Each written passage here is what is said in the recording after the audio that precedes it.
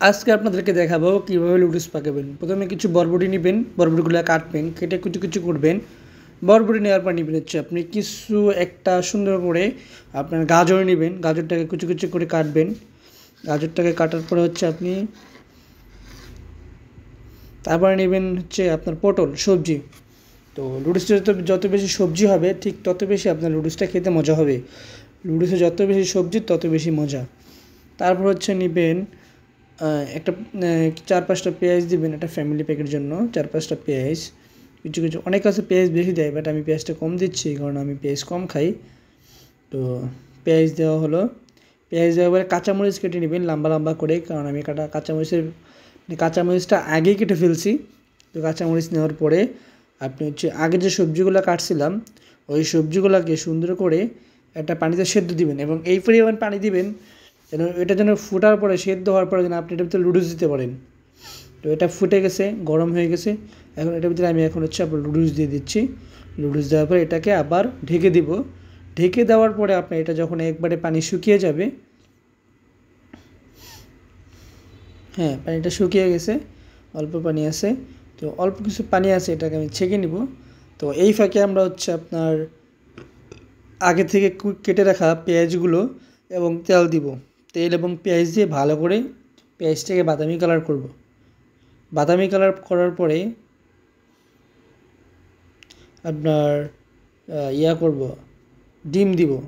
তো ডিম দেওয়ার পরে সুন্দর করে ডিমটাকে নাড়াচাড়া করব যতক্ষণ ডিমটা চুনা চুনা না হয়। তেলটাকে একটু গরম হতে হবে।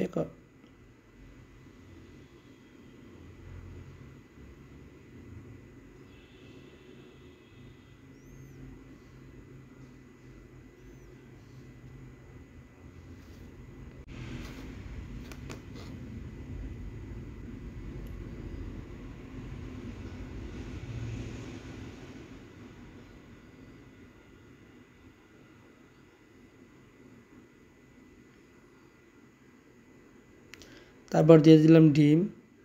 ডিমটা হয়ে গেছে। এখন আগে থেকে যে লুডুসটা রাখা ছিল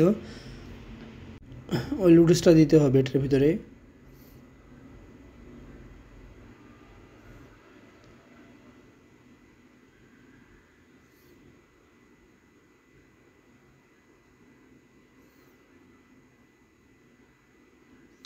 তো লুডুসটা দিয়ে দিলাম। দেওয়ার পরে নাড়াচাড়া করতে হবে কমসে কম 2 থেকে 3 মিনিট। একটু হলুদের গুঁড়া দিয়ে দিচ্ছি কালারের জন্য,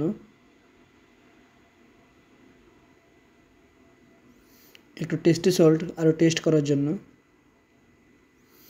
এবং ভিতরে যে ম্যাগি মশলাটা থাকে সেই মশলাটাও দিয়ে দিবেন, আমি আগে দিয়ে ফেলছি।